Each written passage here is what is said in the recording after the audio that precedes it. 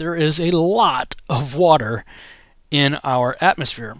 I went to a few websites. I just did a Google how much water is in the atmosphere, and this is the USGS website, usgs.gov, Science for a Changing World.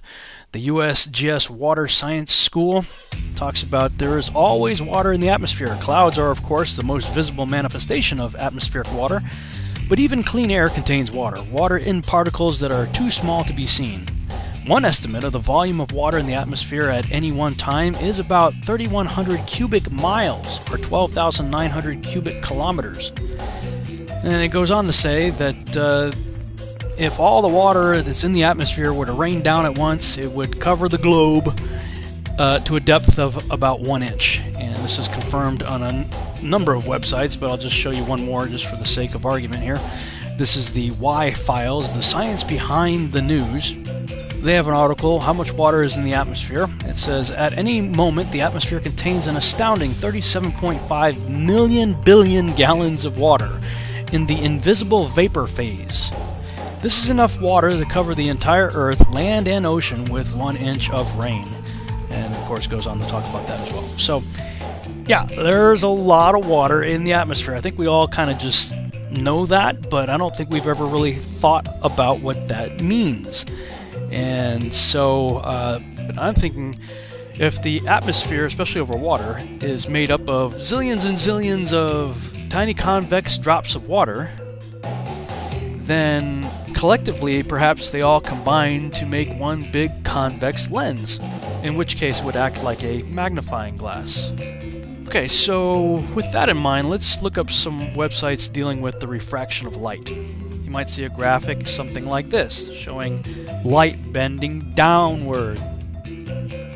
And here's your typical graphic showing how light rays entering some sort of medium, like in this case water, refraction causes the light to bend downward.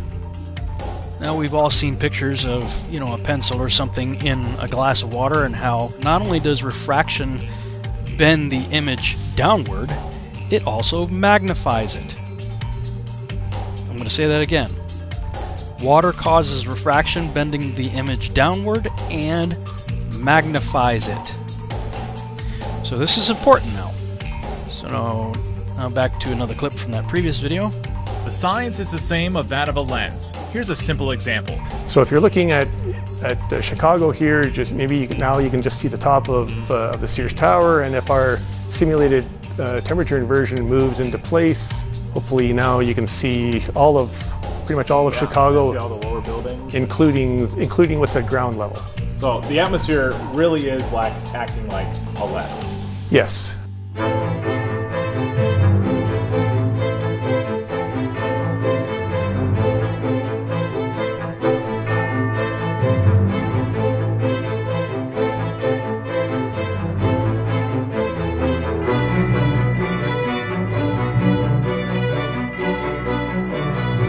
The science is the same of that of a lens. Here's a simple example.